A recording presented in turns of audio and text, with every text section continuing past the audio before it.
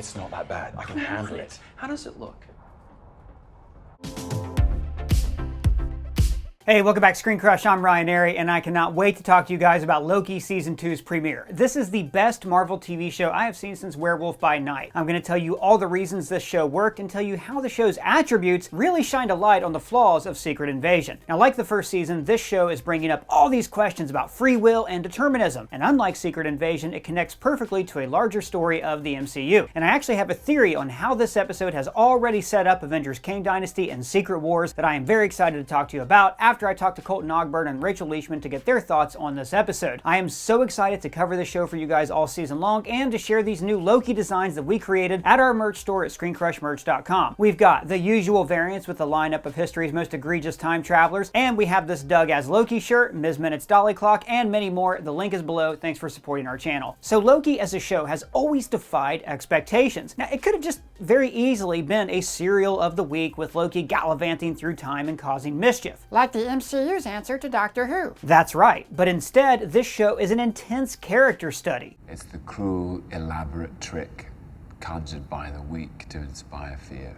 And for all the hours of MCU that we have, it's rare that we get this level of intense character scrutiny. I mean, there's WandaVision, Iron Man 3, Civil War kind of, but in this show, we really dive into why Loki is the way he is. Plus, the show expertly creates these mysteries and then pays them off so well. Like in season 1, every single episode told a different story that offered another piece to this puzzle. Compare that to a show like Secret Invasion, where every episode just kind of stopped and the next one just picked up. Secret Invasion and Moon Knight each felt like a movie that had been cut up into segments, but in Loki, each episode has an arc, and that arc furthers not only Loki's story, but the story as a whole into the Multiverse saga. Like in the opening to this episode, like the story is about Loki fixing his time slipping, while also showing us how much his character has changed. Wait a minute.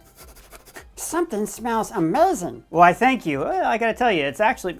Doug, where are you going? I'm gonna find what it is. Doug, wait. Well, I was gonna tell him that it's me that smells so good. It's you? Oh my God, gee, I thought you left, man. Yes, I'm wearing cologne. This is actually Scandalwood by Dita Von Teese. It's a high-end fragrance, but I was able to get it through Scentbird. They're the sponsor of this video. This is a great service for a guy like me because, I have no idea what makes for good cologne. And cologne is very expensive, so you don't want to drop a lot of money on a pricey bottle. So Scentbird is a fragrance subscription service that lets you skip any month without penalties. If you are new to wearing cologne, this is a great way to start. Now, to educate me about the different colognes, they sent along these descriptive cards that explain the ingredients and the proper occasion to wear the cologne. This month, my favorite was Eros by Versace. Versace. I know, and this one has hints of green apple, vanilla, mint, tonka bean, and lemon. These are all things that you can roll around in. But you don't have to roll around in it because it comes in this easy spray bottle. Look. Now, these samples are actually 8 times bigger than a normal sample size that you would get at a store. You can choose a designer fragrance every month for just $17, and you get a 30-day supply, and you get to pick what you want to receive, so there are never any surprises. This is a great way to learn about cologne, find out what you like, without spending hundreds of dollars for a big pricey bottle. And it's great. A dash of cologne has become an important part of my morning routine. You shower, you get spruced up, and then the finishing touch is a little spray of cologne. So, if you want to give Scentbird a try, click this QR code and use our code SC55 off and click the link in the description to get 55% off. That's just over $7 a month for your first month, available in the USA and Canada. Thanks again to Scentbird for sponsoring this video, and check out our sample links below. You really do smell great. Thanks, man, and you need a bath. Now back to Loki. The first episode shows us how far Loki has come in the past 6 episodes. He now sees himself as the hero, desperately trying to stop He Who Remains. Or maybe he wants to help He Who Remains. And that's what I love the most about this season so far. Loki is in a real moral quandary. It was an impossible choice, but she seems so certain. How could she be given the possible consequences? We never get to see this kind of conversation in most action movies. This is a show that uses philosophical questions to further the narrative in new and exciting ways. Like, Loki seems to genuinely think that He Who Remains was right. And I think that all of this is setting up how this show is going to end, which feeds directly into Kang Dynasty and Secret Wars, but I'm going to talk about that a little later in the video. So, this premiere episode is very manic. There is a lot getting thrown at us, lots of timey-wimey kind of nonsense. But for me, me, they explained this away perfectly. Like, I think they resolved the last season cliffhanger in the best way possible. We weren't sure if Loki had gone to a new reality or if history had been rewritten, but the answer is so simple. The time traveler simply traveled back in time. So last season set up this big mystery, but this season sets up an even bigger mystery. Who the hell created the TVA? How did Ravonna meet Kang in the past? Has all of this happened before, and is Loki destined to have all this happen again? So this episode introduces a lot of very weird, complicated ideas. For instance, there's retrocausality, when Loki is able to change the past and give OB his nickname. May I call you OB? OB? I like that. This also introduces the idea that the TVA and Loki and the MCU are all in one big time loop, which brings up the question of whether or not Loki is still following the script of He Who Remains, which I'm going to talk about in just a bit. Then we get into this complicated idea that Loki has to prune himself, like OB explains. When something is pruned, it's released from time. So the hope is that after you prune yourself, the extractor will pull you into the present. But what makes this work is how they ground this quantum physics stuff in very real, character-based consequences. Loki does not want to turn into spaghetti. Mobius does not want to have his skin peeled off. I thought you said not too bad, and now you're talking about me getting my skin peeled off of me? And in between there, we have all these wonderful teases for this mystery, like when Dox talks to X5. The timekeepers are fake, but their warnings were real. I am just so excited about this season, but not everything going on here is great. What? What do you mean? You just said it was great. Look, the show's great, but I am a little worried that Loki's going to be too much like the show Ahsoka. Now look, I really liked Ahsoka, but to watch Ahsoka, you had to have seen shows like Star Wars Rebels, Clone Wars. Star Wars used to be targeted toward as broad as an audience as possible. Even in the Walt Disney era, you didn't have to understand too much of existing canon to appreciate The Force Awakens or The Mandalorian. But Ahsoka, gave its viewers a lot of homework to do. And I think that the MCU might be barreling down that same path. I don't mind. I watch and memorize everything I see, but it's going to alienate a lot of people. Okay, the Infinity Saga was about 6 magic rocks. They were different colors. They had different powers, basically built so a kindergartner can understand the fundamentals here. Wong explains the Infinity Stones in a few seconds in Infinity War. These Infinity Stones each control an essential aspect of existence. But how in the hell can you explain the Multiverse Saga, Kang, Loki, He Who Remains, Doctor Strange, Incursions, and all of that in just a few seconds? Impossible. Anytime you start dealing with time travel and branching realities, stories are going to get really complicated. I don't understand what's happening. But because of the Disney Plus shows and all this increased output, there is just going to be so much backstory before the next Avengers film. Now, I know the MCU will find a way to catch people up really fast, but yeesh, man, this is a lot. The Multiverse Saga is all over the place. So I want to talk about my theory for how all of this can be tied up in the Kang Dynasty and Secret Wars, but first, the people I really want to talk to about this are Rachel Leishman, assistant editor at the Mary Sue, and our own Colton Ogburn. And just a reminder, everybody, Colton is the guy who is trapped in our television, but he does not know that, so please don't tell him. So, Rachel, I want to hear from you first. So, regarding the first episode of Loki Season 2, what were your thoughts on it? Did you like it? Is Marvel back? Is Marvel doomed? Or is it somewhere in between? So I'm a rare one that I don't dislike where Marvel has been. I think it's been fine. But I really, really liked that first episode a lot. I'm a big Kiwi Kwan fan, though, so, OB to me is very coded already. And so I really, really love kind of the whole OB, Loki, Mobius thing. I really love the time slipping and kind of the back and forth they all go throughout this episode. I like how they're all just all over the place and all fighting. And I like how contained it really is. I think it really just sets a tone and it sticks to it. By contained, do you mean it's contained within the TVA? Because a great thing about this episode is that the sets are pretty expansive. And there's a lot of wonders in there too, where the cameras really got room to play around instead of being stuck in the volume. Is that what you meant by expansive? Well, contained, yeah, that it is just in the TVA too, but also the way that those trailers made it seem was I thought the time slipping was going to be a problem for a long time. But the fact that they were no, we have to fix it right now. He can't time slip further than the end of this episode was shocking to me. I liked that it had a time limit, and the time limit was, you have an hour, just kidding, you have 5 minutes, figure this out. And then they wrap that up very quickly. So I liked this episode a lot. I think it set some goals and it completed those goals, and I think it really kind of kicked off season 2 in a very different tone than season 1, but one that I don't dislike. It's different, but in a good way. Colton, how about you? What were your thoughts on the first episode of Loki season 2? No, I really liked it. And, I think I liked the first season of Loki more than most. It's probably my favorite Disney Plus show.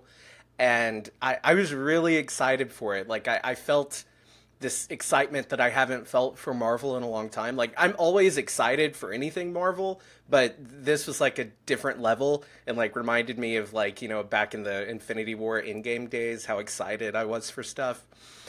Yeah, I really enjoyed it. To go off what Rachel said, I loved how contained this series feels, like with Loki and Mobius and them being in the TVA, while simultaneously, like, you could watch this show and not watch any of the other stuff Marvel is doing right now, yet at the same time, this show is like the most important thing Marvel is doing right now with setting up the multiverse saga. So it's really cool how they're like doing both things at the same time. They have this centered story that you can enjoy on its own, but at the same time, it is setting up so much for like Kang Dynasty, Secret Wars, all of that stuff.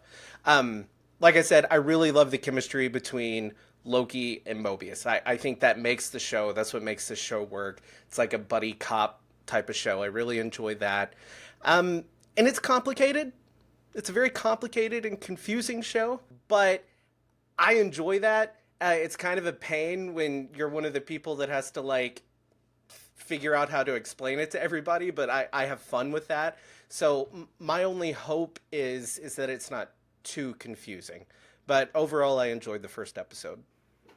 Yeah, and I think this episode did a great job, and you both touched on this, of like bringing it all, focusing on the characters. There's so much weird stuff going on. I assume a lot of weird stuff's going to happen. Even just the concept of time slipping, like I said earlier, was reduced to just, I don't want my skin peeled off. I don't want Mobius to get his skin peeled off because I like Mobius and I want to see him on a jet ski, right? So they did what Marvel does best, and they kept it closely tied to characters. I do want to talk about it being complicated, though, because while I think this episode did a great job of taking big, complex problems and distilling them, Loki Season 1, which is fantastic, recently did a rewatch, Loki Season 1 never really did answer a lot of questions in a satisfying way. If it's the sacred timeline, why are there many timelines? ScreenCrush did an interview with Michael Waldron where he clarified it. It was what we theorized, that it was like strands of a rope. That's still pretty complicated, though. And then other thing, like not just the fact that time slipping is complicated, but different Kangs and a Kang Council in the multiverse and branching timelines. And Rachel, is the multiverse saga too damn complicated? For like, and should it not be like where you have to watch a Disney Plus show, second season of a Disney Plus show to understand it? Yes and no, because I feel like the thing is that these are based off of comics, so in theory, you're pulling from something that is rooted in complicated lore at times.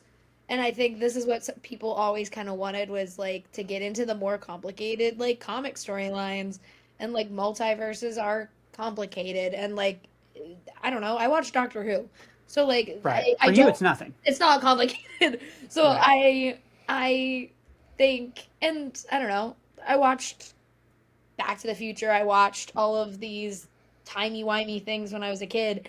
I think it's very easy to do. I think when you try and like put it on the general audience to then have to, oh, you guys don't understand, well, we're going to make sure we appeal to you, specifically this one person who doesn't get it, then you're dumbing down your show to fit the one guy who's not going to get it. Yeah, absolutely, sure. And it doesn't, but that's not fair. I'm not just talking about the timey-wimey stuff in this. What I'm talking about is when I go see Avengers Kang Dynasty, will I have had to have watched it'll be like probably close to 60 hours of MCU programming to understand one movie. Whereas with Infinity War, they basically, you kind of got caught up as you went. There were 6 MacGuffins and not all these, maybe 4 or 5 movies you had to actually watch before that. With this, it just seems like the amount of information people have to absorb is kind of staggering. Do you think that's going to be too complicated for people? Maybe. I do think, though, that, like, this is just becoming one of those, it's just growing to a point where eventually it's gonna be that you have to kind of watch as much as you physically can, and you have to be involved in that world if you want to go and see those movies and know what's going on, which I don't know. I've always been that nerd that's like, okay, I'll do it. Like, I'm gonna watch it. Like, if you don't want to do that, then that's totally like, well, like that's within your right. But I'm the nerd that's going to, and I don't feel bad if you don't.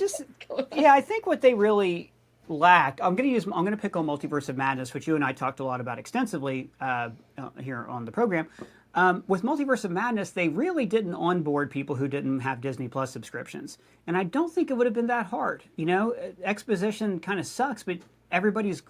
We're talking about professional writers who have found many inventive ways to use exposition in their stories. Colton, what about you? Is the weight of the multiverse saga gonna like hurt us? Like, who the hell's even gonna be the main character of Avengers: Secret Wars at this point? Well, you know, I am hopeful that Kevin Feige and Marvel Studios that they've learned from mistakes like with Multiverse of Madness and things feeling maybe a little confusing and like they didn't provide enough information. I think what Loki is going to end up being is it's a show that if you've seen it, that's great. And if you're like a hardcore fan like us, there's lots of information and like context and stuff that will make you enjoy the movie even more. But I think that you will be able to walk in to Kang Dynasty and Secret Wars and enjoy those films on their own. Like, and I kind of have a bit of an anecdotal experience with this. I take my mom to every Marvel movie. She doesn't watch every show. She hasn't seen all of Loki and stuff like that. But she always enjoys the movie, and she doesn't have too many questions because, and maybe not here there with some of the films, but for the most part, they make good stuff, and it's fun, it's enjoyable, and they do provide, I think, enough exposition. I think something that would be fun, actually, for Marvel movies, now that the universe is getting so big, is if they did, like, a previously on, like, before the movie started. Oh, yeah. That would be so cool. Or a short film. Like, even just a little thing to recap, yeah. Yeah, and it would be nice, even as somebody who maybe does see everything, just to get, like, a little refresher on what's, like, pertinent to what you're about to watch. Yeah, I think that'd be a lot of fun. And speaking of who's, like, the main character of Secret Wars, we actually have a video out about that right now, talking about how Loki could be. So be sure to check that out. You said Loki was the new Tony Stark. Yes, yeah. So which makes sense, because, Rachel, you know, when you're looking at the MCU and you're going, well, they don't have a Tony Stark. They don't have a main character. So who is this person? Loki's a great candidate for that. Do you think so? Sure. I do like that there is straight up a person who has an Iron Man suit in the MCU, and you're like, not that person. We're picking.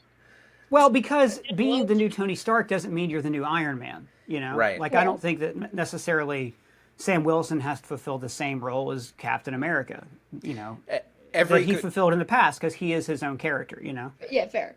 Every good story, I think, has a character that, you know, has to go through a moral struggle and, like, find their inner self. And that's what we had with Tony, and I think that's what we're getting with Loki. I see that now. I see the vision. Yeah. Right, Riri Williams, I look more like she is the new Peter Parker, because Peter's kind of matured and he's older, and now we have this new character who is the science whiz who's, you know, struggling with the superhero identity in different ways. Yeah, and you look at the MCU movies and the MCU shows, and they're very different. MCU movies are meant to appeal to as wide of an audience as possible, whereas the shows, really since WandaVision, have delighted in this, like, mystery of the week, this cliffhanger. Loki Season 1, filled with mysteries. We love speculating on. Loki Season 2, even more mysteries. So I think the theory crafting on this show is going to be amazing. So Colton, you know, we've talked in our Easter egg video about these connections to Wanda, mentioning like Hex on Post-it notes in the end.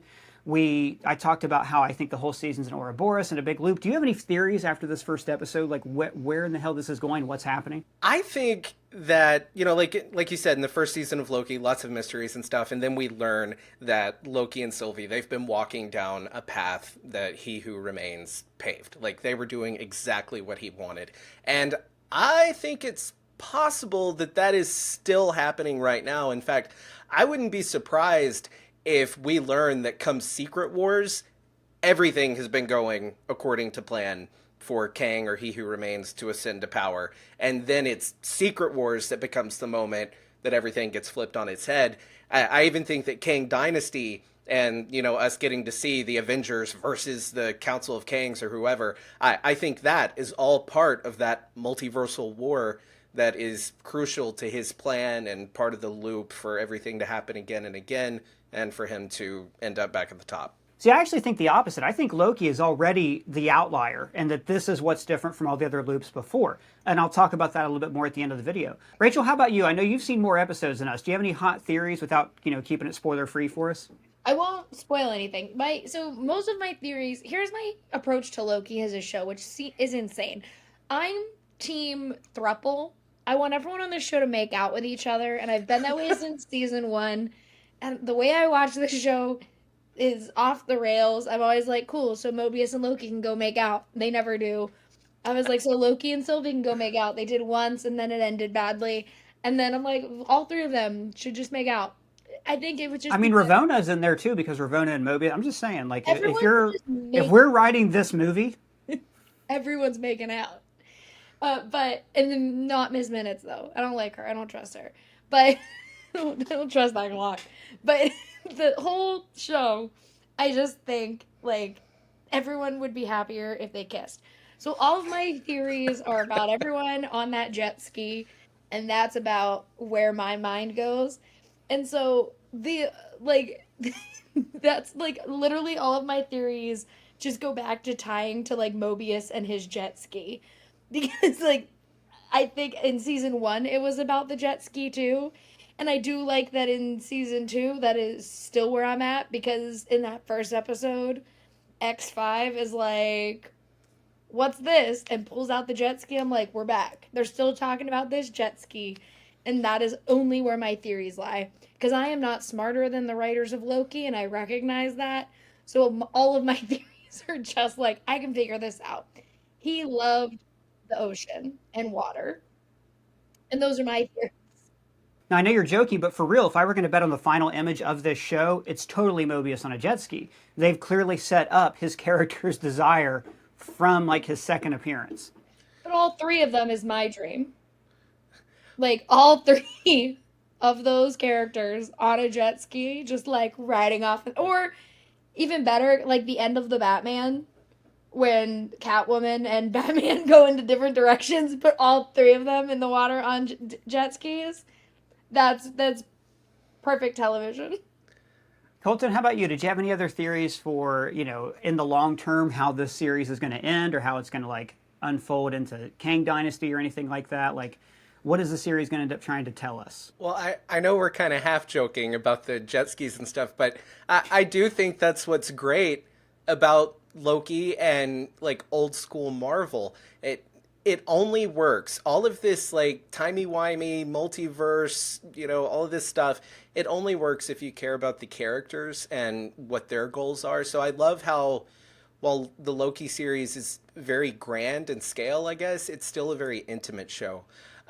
So as far as, like, theories, I think that theme of the Loki series being an intimate show about Loki, about his, you know, longing to find his glorious purpose, that could play into some theories in terms of how Loki plays into this bigger war, his confrontation with Kang. As we talked about in the Loki Tony Stark video, I actually theorized that I think it's going to be Loki who goes toe-to-toe with Kang. I mean, I think that is why they picked this character out of all characters to introduce all of these concepts like the TVA, the sacred timeline, all of that. I think it's because Loki is the best character to demonstrate the overall themes of the multiverse, like loss and regret, tragedy, and being able to overcome certain things. So theory-wise, I think we are definitely going to see this season lead into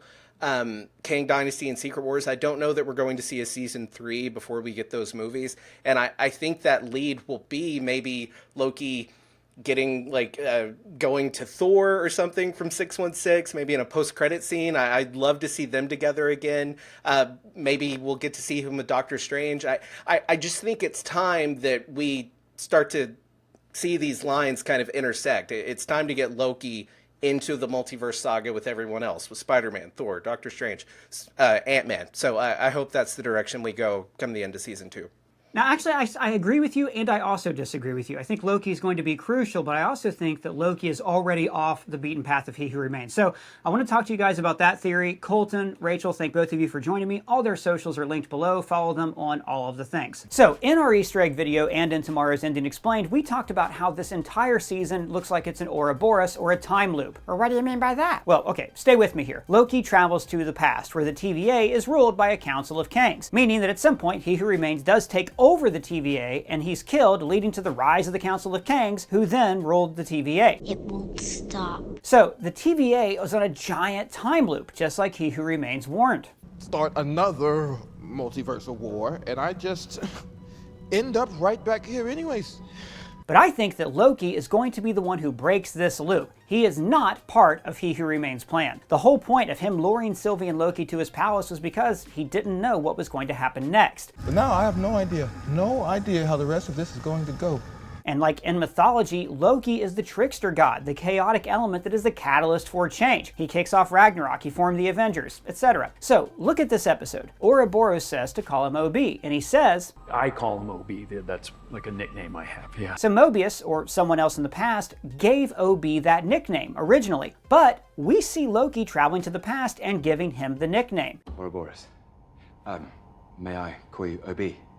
OB? I like that. Meaning that Loki changed the past. We even see him changing the past in real time when OB suddenly gets new memories. So we now know this should not be possible in the TVA. There is no past TVA. And Loki's name even comes from the word lock or loop in Norwegian. So his own character development is going to be about him breaking his own vicious cycle. So when He Who Remains brought Loki and Sylvie to him, Loki was like 100% convinced that He Who Remains was right. He probably would have decided to take his place. After all, Loki is a power-hungry megalomaniac. That's his role in history. But his character development and his love for Sylvie made him break that loop. And so He Who Remains died. See you soon. But afterwards, something new happened. Sylvie used the He Who Remains temp pad on Loki, causing him to time slip. So now Loki finds himself returning to the loop where the Kang Council will take over the TVA and then He Who Remains will kill them. And then it happens again and again and again. But now, Loki is actually affecting the past of the TVA. He can change things. So what if this season he actually learns to control his time slipping? In fact, maybe Sylvie can help him since she has He Who Remains temp pad. Now, we're not sure what Loki's going to do with this power, but we do know that he wants to prevent multiversal war. Now, that multiversal war is what leads to He Who Remains creating the TVA and the Sacred Timeline. But Loki also wants to free the variants who are needed to maintain the Sacred Timeline. So this is where Loki's newfound role as a hero is going to come in. I think he's going to destroy the TVA in the past before it can be formed. He is the only person who could do this because he is able to time slip. And without the TVA, the Council of Kangs cannot control the timelines, which will lead to a multiversal war. But here's where I think this is going to be different. The Kang dynasty is going to be about Kang winning. And I think because the TVA was destroyed, Kang is going to win very easily. Because then Avengers Secret Wars will likely be about Kang establishing one single reality, one planet, where he rules over a patchwork of other realities combined, which in the comic book was called Battleworld. The creation of Battleworld is what's different here. It's where the loop breaks. Instead of Kang using the TVA to rule over a sacred timeline of many universes as He Who Remains, he will rule over one world, which will make it easier for the heroes to team up, defeat him, and then Loki is going to end up being the main hero of the Multiverse saga. Your savior is here! Well guys, that's just my theory. What do you think? Let us know in the comments below or at me on Twitter. And if it's your first time here, please subscribe, smash that bell for alerts. For ScreenCrush, I'm Ryan Airy.